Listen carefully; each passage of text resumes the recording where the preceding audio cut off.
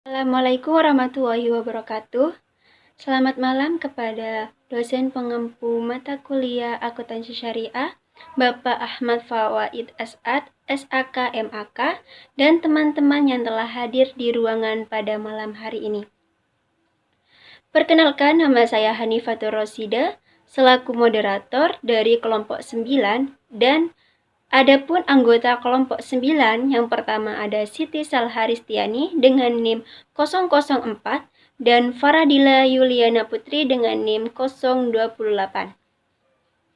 Di sini kelompok 9 akan menjelaskan tentang mengenal akun laporan keuangan syariah.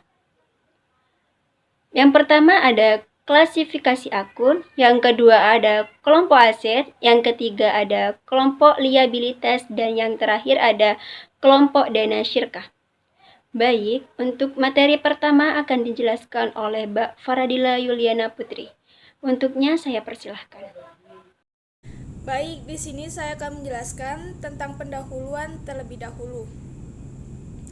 Akun adalah tempat atau ruangan yang digunakan untuk mencatat transaksi atau peristiwa ekonomi.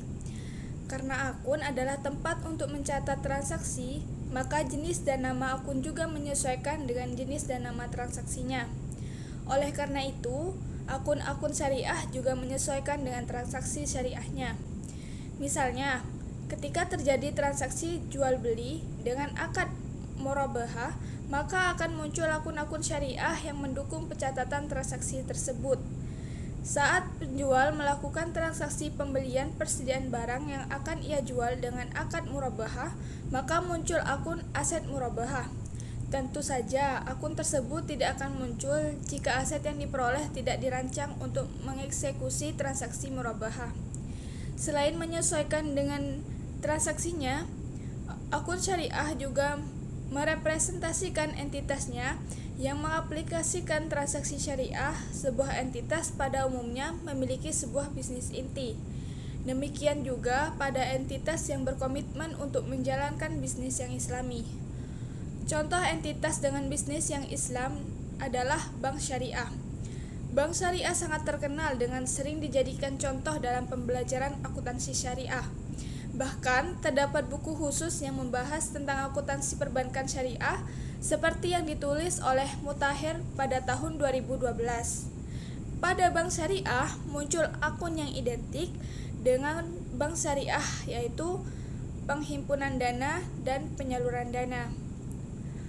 Akun untuk transaksi penghimpunan dana pada bank syariah misalnya adalah akun simpanan wadiah, sedangkan akun untuk penyaluran dana yaitu piutang murabahah.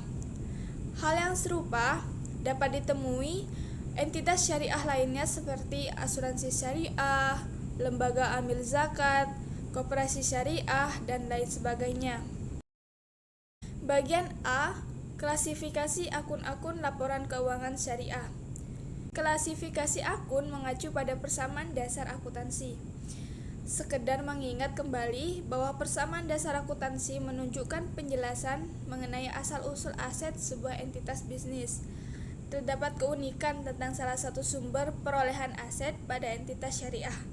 Untuk lebih jelasnya, mari kita perhatikan persamaan dasar kedua jenis entitas tersebut. Pada akuntansi konvensional, persamaan dasar akuntansi yang digunakan yaitu aset sama dengan liabilitas ditambah ekuitas. Sedangkan pada persamaan dasar akuntansi pada syariah yaitu aset sama dengan liabilitas ditambah dana syirkah temporer ditambah ekuitas. Sudah jelas terdapat perbedaan antara persamaan akuntansi konvensional dengan persamaan akuntansi syariah, yaitu pada persamaan akuntansi syariah terdapat tambahan dana syirkah temporer, sedangkan pada konvensional tidak ada.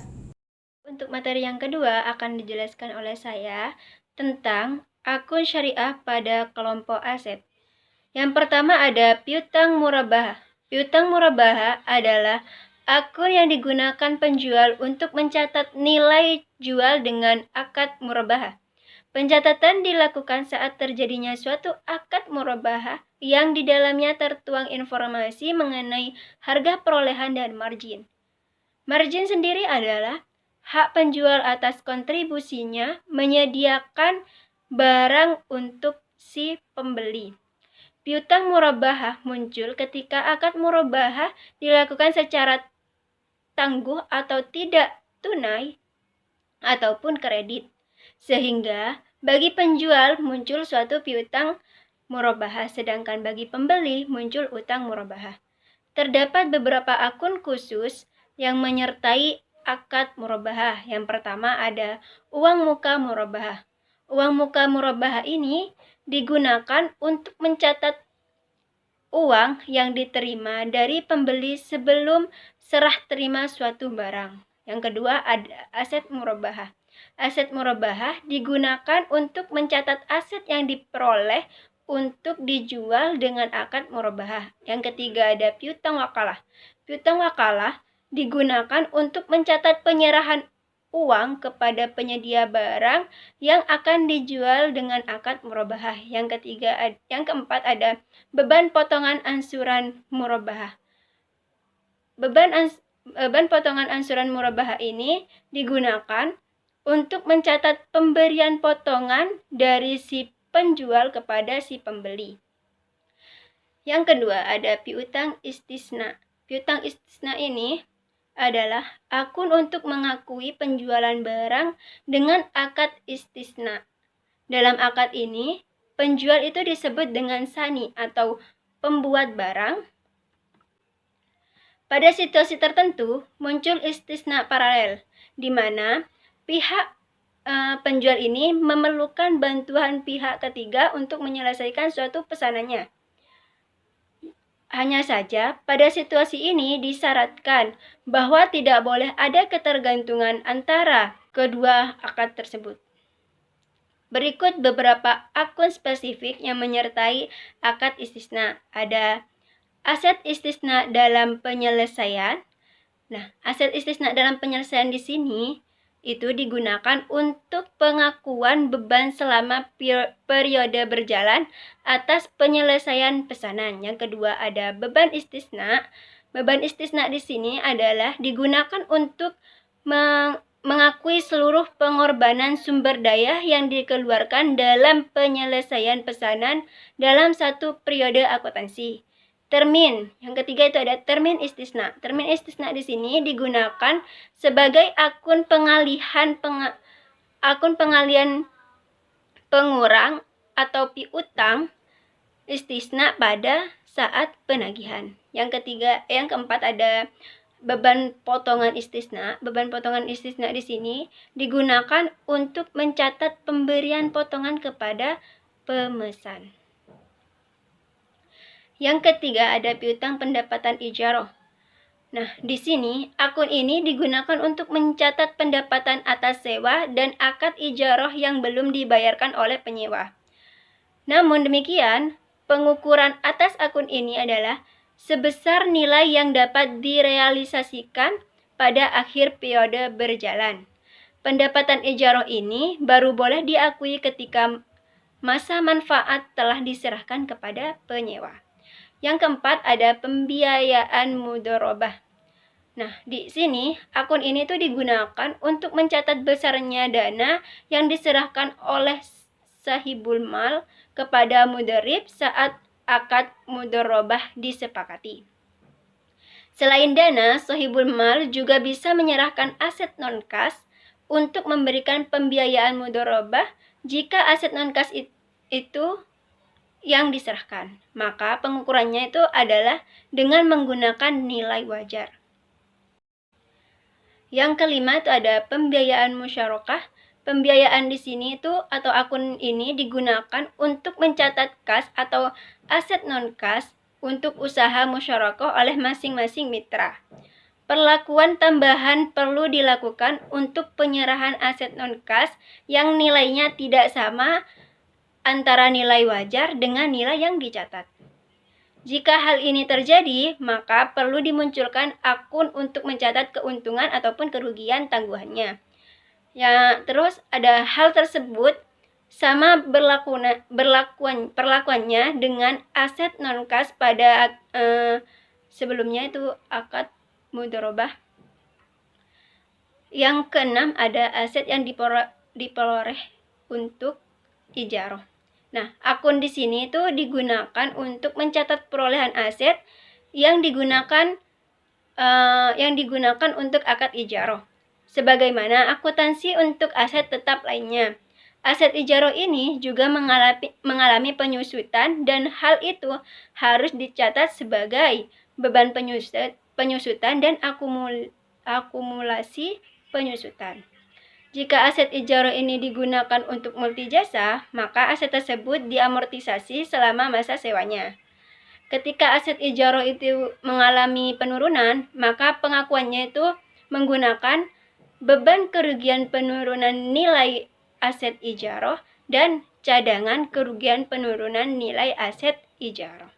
Yang terakhir itu ada piutang salam. Nah, di akun ini digunakan untuk mencatat pemberian kas atau non-kas sebagai modal untuk menyelesaikan pesanan kepada penjual sesuai yang dituangkan dalam akad salam. Jadi, piutang salam nantinya akan ditagihkan dalam bentuk barang sesuai yang dipesan, bukan uang ataupun pengembalian modal. Ketika piutang salam timbul akibat penyerahan aset non-kas, maka penilaiannya adalah sebesar nilai wajar. Ketika terdapat selisih antara nilai wajar dengan nilai tercatatnya, maka akan muncul akun baru, yaitu untuk mengakui suatu keuntungan ataupun kerugian. Baik, materi selanjutnya akan dijelaskan oleh Mbak Siti Salha. Untuknya saya persilahkan. Akun syariah pada kelompok liabilitas. Kelompok akun ini menunjukkan komitmen entitas bisnis kepada pihak ketiga terkait dengan kewajiban yang timbul akibat akad-akad yang telah dilakukannya.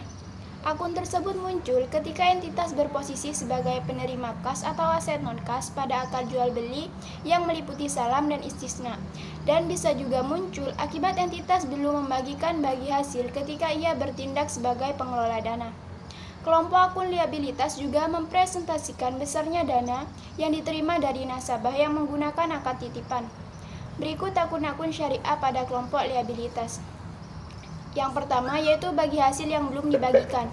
Akun ini muncul pada laporan keuangan mudharib atau pengelola dana, pada akad mudharabah atau laporan keuangan mitra aktif pada akad musyarakah.